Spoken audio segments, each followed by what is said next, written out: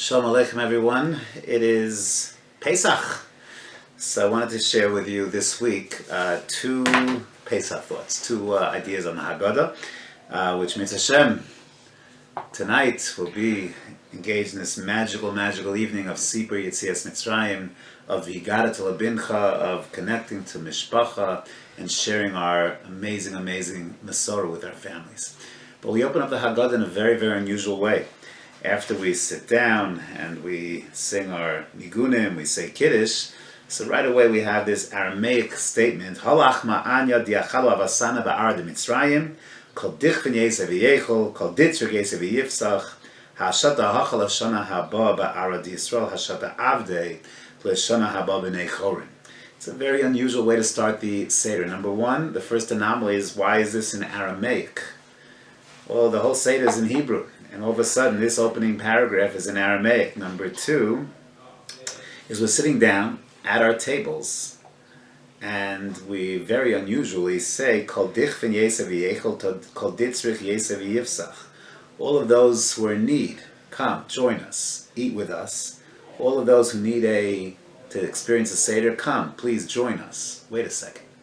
That would have been nice had we said this in shul, but we're back home. And what in the world are we inviting all these people to the Seder when we're already sitting at our Seder? The food's been prepared, we're sitting down. It seems 100% nonsensical.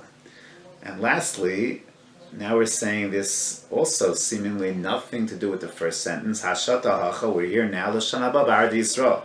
Hashata avdei l'shana haba b'nei chorin. We're here now, and next year we should be in Eretz Yisrael. We're here now as Avadim, next year we shall be B'nei Chorin. So what exactly does this mean?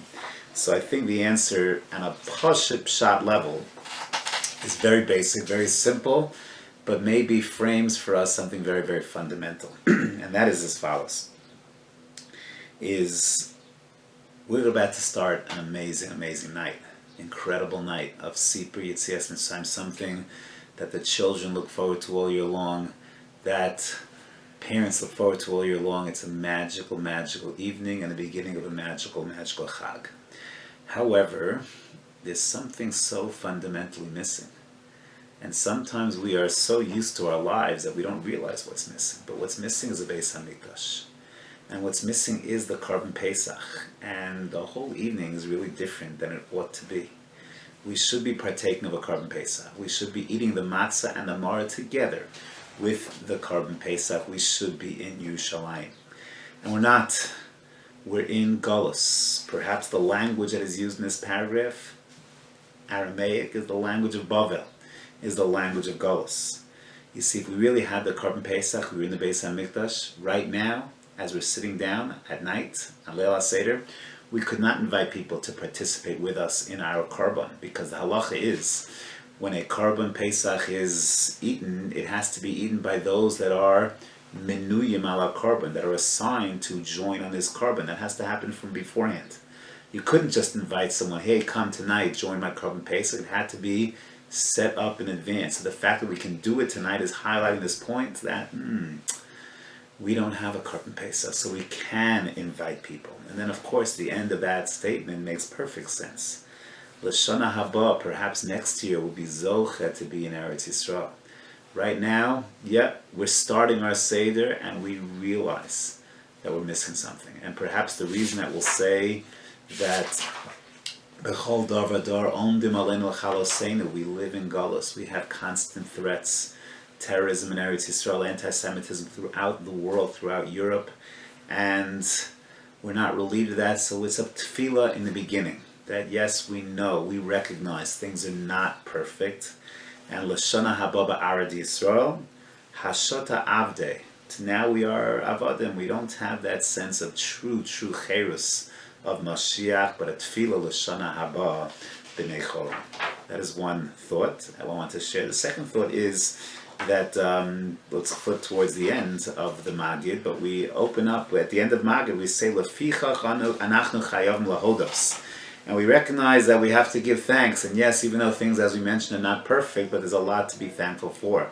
Lahalel, leshabeach, lefa'er, leromeim, lahader, levarech, la'alel kales.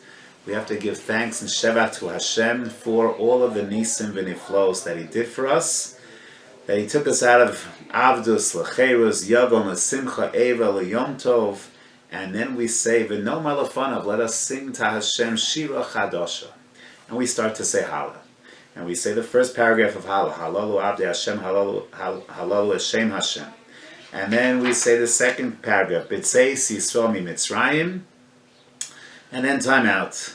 We make a bracha, we drink the second cup, we have the Suda, and then after benching, we'll finish up Hallel, and we'll make it even a more dramatic Hallel. We say what is known as the Hallel Hagadol, which is reserved for this unique and special night. So the question can be, yes, it's a very strange phenomenon, a strange Hallel. It's number one, it's interrupted. Number two is the Gemara Maseches Megillah tells us that Hallel is only said during the daytime. During the daytime, mi mizrach shemesh, and not at night. Here we're saying it at night. The Gemara Maseches Erech and Dav Yud tells us that there are 18 days in Eretz Yisrael, 21 in Chutz La'aretz, where we say Hallel. 18. Well, didn't count this night. Why not? Why is that not part of the count? Women in general are exempt from saying Hallel because it's a time-bound mitzvah. Not so here. Here, the night of Hallel, the Gemara, Tosas, and Maseches Sukkah Daf Lameches says women are obligated in Hallel. Unusual. Hallel, the Taz writes, in Hilchos Rosh Chodesh is normally said standing up, be'amida. All of a sudden tonight we're saying Hallel b'yeshiva, sitting down. And finally this interruption, this break in the action, we say 2 paragraphs, then we have our Suda, then we finish up Hallel with Hallel Hagadol. What exactly is going on over here? It's a very, very strange type of Hallel. So there are many different answers given to these questions, but I would like to share one tonight, and that is that perhaps this is not really Hallel. It can't be Hallel. It's missing too many of the qualities and features of Hallel. If it was Hallel, it has to be during the day. Women are exempt. There's a bracha when you say Hallel. Here there's no bracha. It's said standing up, not interrupted. This is not Hallel. It looks like Hallel. It smells like Hallel, but it's not Hallel. If you take a look at the Rambam in the Sefer HaMitzvos, in the mitzvah of Sipur Yetzias Mitzrayim, you look at the Sefer HaChinuch, in his counting of the mitzvos and his description of the mitzvos in the mitzvah of Sipur Yetzias Mitzrayim, you will find in both cases something very striking. There's a mitzvah tonight, Leil HaSeder, to tell over the story, to relive the story, to give it over to our children, but part and parcel, these Mefarshim say, is not just to perfunctorily tell over a story, not just to read a story in a dry way, but it's to invest that story with a sense of Hallel V'Hodah. This is kind of a very unique evening. It's an evening that is, on the one hand, an evening of Talmud Torah, of shared family Talmud Torah.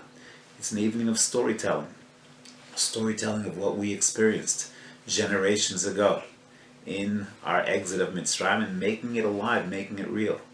It's an evening of song, of sharing shiros v'tishbachos, and it's an evening of tefillah.